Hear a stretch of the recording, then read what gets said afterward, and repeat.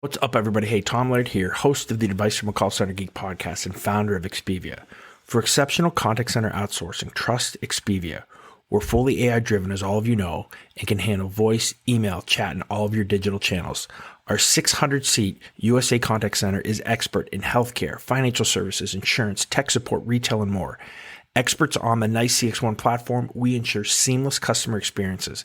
DM me or visit expediausa.com for more. This is Advice from a Call Center Geek, a weekly podcast with a focus on all things call center. We'll cover it all from call center operations, hiring, culture, technology, and education. We're here to give you actionable items to improve the quality of yours and your customers' experience. This is an evolving industry with creative minds and ambitious people like this guy. Not only is his passion call center operations, but he's our host. He's the CEO of Expedia Interaction Marketing Group and the call center geek himself, Tom Laird.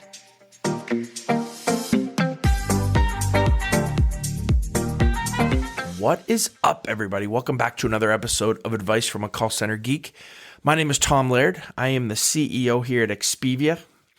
Expedia is a 600-seat call center outsourcer located here in northwestern PA. Hope everybody is doing well.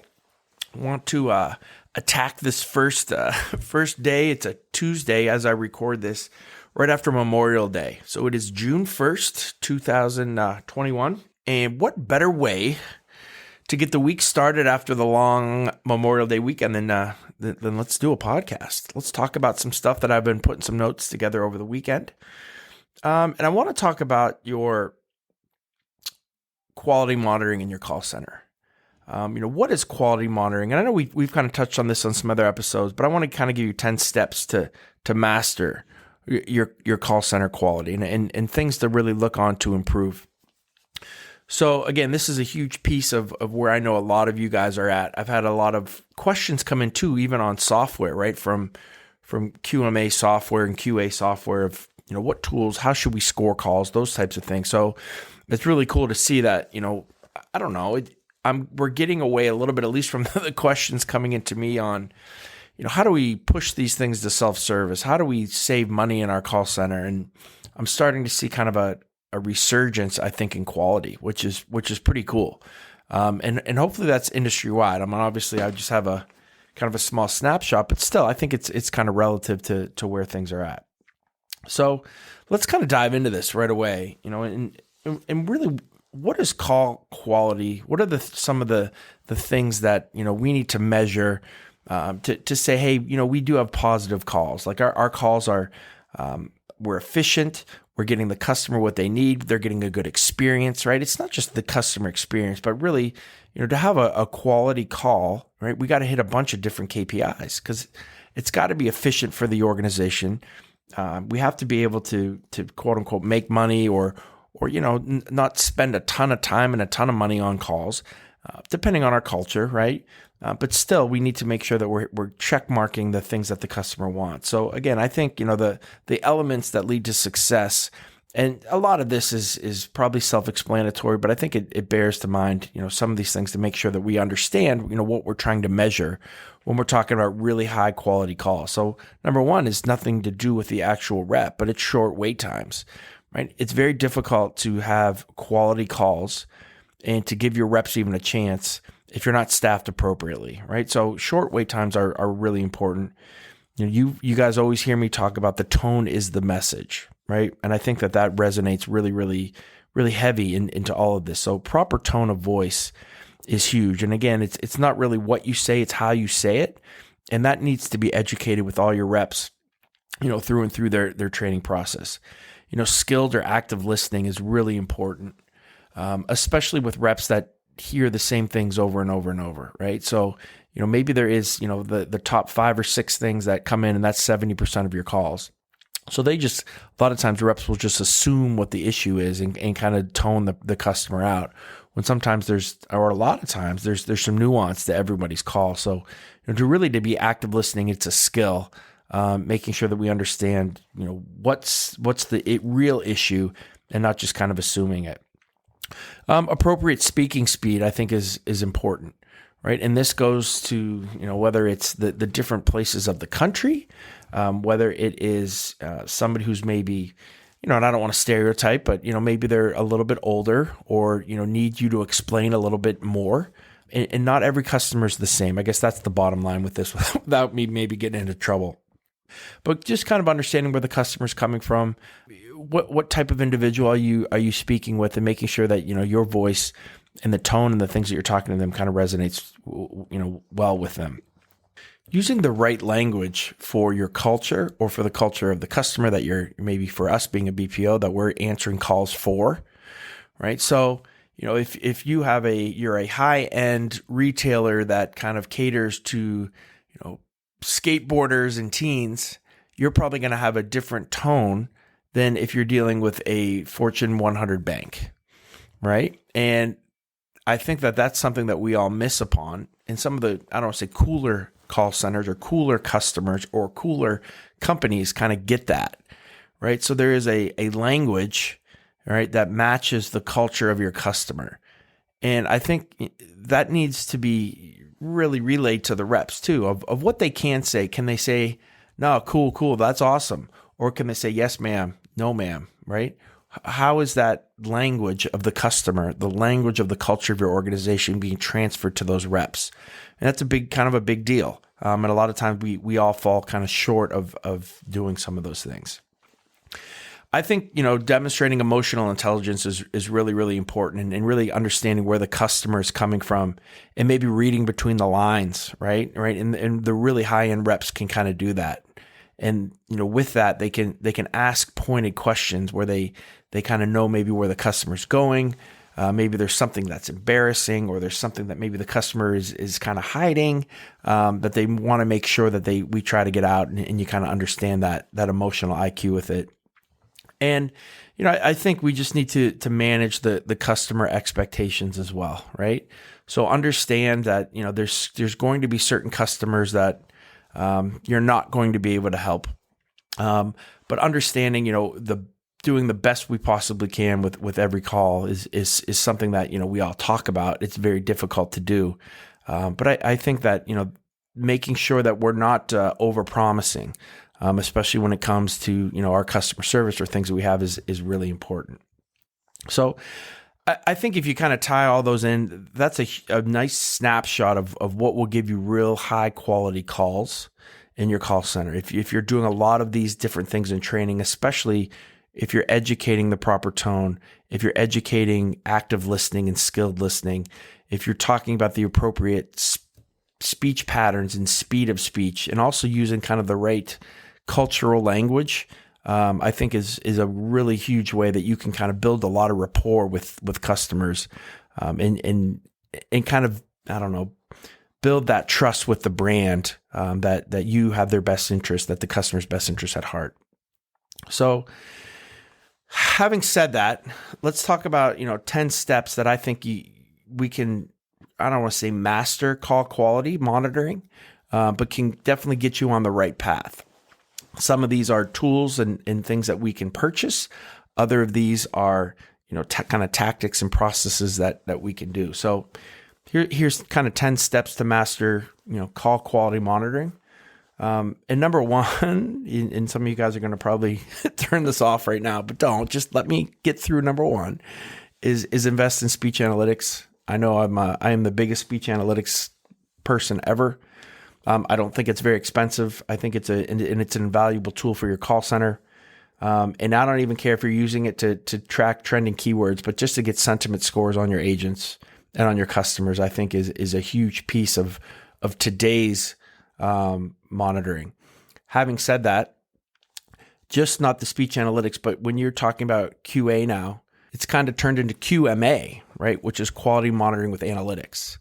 And these new tools that most of the cloud providers have and the analytics platforms have allow you to take your scoring to a whole different level, right? So you're not just trying to kind of find that needle in a haystack of a rep maybe doing something wrong or a coaching opportunity, but really putting things in so that the computer, the system, the platform is listening for a ton of different things, and then scoring things appropriately as well. So it's not just, the human being, but it's kind of the tie-in with the human and the machine. So I think, your platform is a huge piece, but even worst case scenario, make sure that you have some scorecards set up and those type of things, which we're going to get into. Now, number two, believe it or not, I know a lot of you do, most of you do, but there's a lot of you who do not have a QA team, right? A dedicated team just listening to quality. A lot of you are just using supervisors, and I think you're missing the boat on that, even if it's a small percentage. And what we like to do is I like to double my ratio from my supervisors to my QA. So, if we have a 15-to-1 ratio from a supervisor, what I like to do from a QA standpoint is have it like 30 to 40 to 1. And I think that, especially with the tools that we have now available, get us to where we need to be so we can, we still can monitor and get through, about, 3 calls per agent per week. And if you add the supervisors in there, you're getting a little bit more as well. So I think that's huge. And the bigger you get, the more important QA really, really becomes. Number 3 is make sure that you have your quality standards that are set, right? So consider what's the most important things, what are the most important KPIs that you want your agents to follow? Are you a sales call center where there's upsell and cross-sell and products that are coming in through the website that you need to try to sell, right? If that's what you are, then let's make sure that, that is weighted a little bit more for our quality. We're going to make sure that you're educating your reps, again, not just on what to click, but how to talk to your customers as well, which I think is really important. And I like to break up, and we did a whole episode on kind of setting up a scorecard, right? So I like to break things up like, an intro, a kind of a greeting, kind of getting into the body of it. Maybe there's upsell, cross-sell, there's disclosures, there's, whatever pieces of the call that are pretty consistent with the majority of calls, because not every call is the same. Make sure that you set those up and that you're weighting whatever you think is the most important piece of those heavier and not just scoring everything the same. I think that's where a huge mistake happens in QA. All right, number 4 is I think pretty obvious. Make sure that you guys have scorecards, right? And I don't care if a scorecard is this call is a 1, 2, 3, an A, B, a C to an F, to a in-depth 1 through 100. I'm really drilling down on each piece of the call, making sure that every rep kind of gets it, right? Sorry about that. That's somebody hit me up on LinkedIn. I think that's important. The other thing that I think is important too is we always have the conversation of when to do live calls and when to do recorded calls. And, I think, again, monitoring live calls helps you win the game today, right? That's like in-game coaching. And I use my basketball coaching references here. And monitoring recorded calls, helps you kind of have a good season. That's kind of your practice. I think, that's a really important kind of dichotomy or ways to utilize both of them. So, if it's important, I think it's more important to be listening to real-time calls, right? And then if you are spotting trends with reps or some trends with your calls, to go back and listen to recorded calls from that aspect. If I had to choose, I'm choosing live calls over recorded calls all day, every day. But I think there is a place and a time for a mixture of both. So again, when it comes to recorded calls, right, you're really looking at overall quality. You're looking at overall trends. This is where analytics really comes into play as well. And I think, that's a big piece of it. Number 6, I think that you should make the agents part of the evaluation process, right? So, when you are scoring getting back to the recorded calls, this is another great use for them, is if you do have a rep that's a little bit lower, just pull some random calls and let's score them together, right? And I think that they'll start to see, wow, that's a good point. I see why they're doing that, right? And again, this isn't a beat up Susie or Janie or Jimmy, but this is just hey, let's do this together so you can kind of see where I'm coming from. So they know you're not picking on them. You're not, doing anything that's just, for their detriment, but you're actually trying to help them. So I think that's a really cool thing to do is to score calls together. And when we do our client monitoring session, so we'll have our clients on, and it's normally once a week, we'll actually pull the agents, not all the time, but for a lot of them, to sit in on these sessions too, so that, they kind of feel the pain if there is a rough call or if they didn't handle it well, but they also, the clients are awesome and ecstatic when they do something, really good or go above and beyond. So it's plus and minuses there as well. All right, number 7, and I think that this kind of goes with, again, the recorded calls and also, well, I guess the live calls too, but, identify your pain points. if you can use QA or QMA, right, and you can use analytics, and you're finding trending keywords, and you're finding things that just keep coming up, it's really important to start to put a plan in for everyone with that. That's the cool thing about analytics as well, is you can find these trends much quicker than if you just have people kind of listening to them as well. I think that you need to document the results of call quality as well. Right. So, data really drives a lot of this QA process. So, we'll notice, trends in customer satisfaction and in agent performance.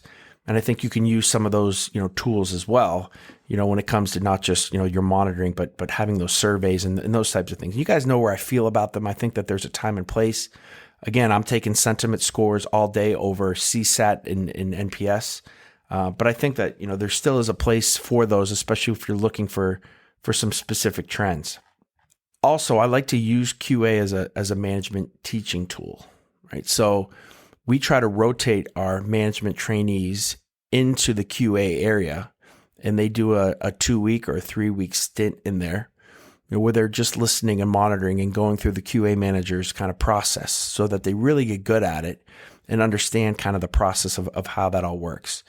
And, I think that there's a way that, you learn so much by doing, and that's a huge piece. So instead of just saying, hey, supervisor Janie, or I keep using that name, but, monitor these calls and tell me what you think, to actually train them, to have them go through a process, especially with us, it's really cool because it's different clients, right? So we'll have retail clients and financial services clients and tech support and, upsell, cross-sell, and just hardcore customer service. And so all these different types of channels that they're learning and seeing the nuances to each program. And I think that really can benefit your management team as well when they do go out on the floor and they start to manage.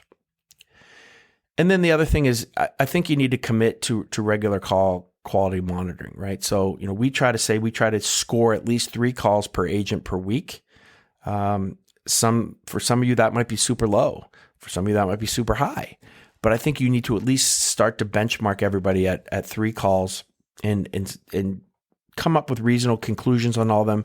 Make sure that you have that scoring system in place so that you can see trends with your agents as well. So you know who's kind of struggling, who needs a little bit more love as well.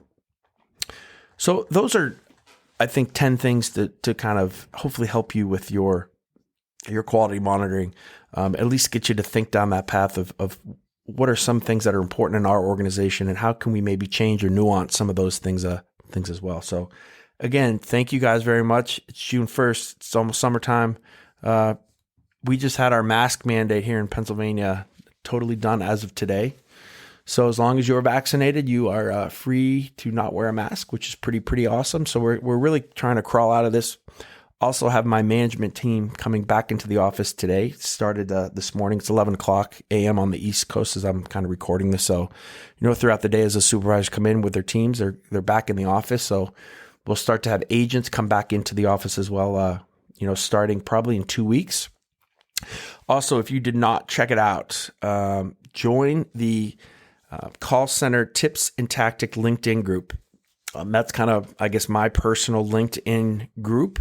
I just posted the talk that I gave at Nice and Contact Interactions on our whole full plan for bringing agents and our whole team back into the office and some of the things that we're going to be doing and what we've seen from a nuance standpoint, from a workforce management standpoint, and how things have changed a little bit for us. So if you're planning on getting people back into the office, I think that's a pretty cool tool and thing to kind of check out. So again, thank you guys very much. I'll talk to everybody next week. Have an awesome week.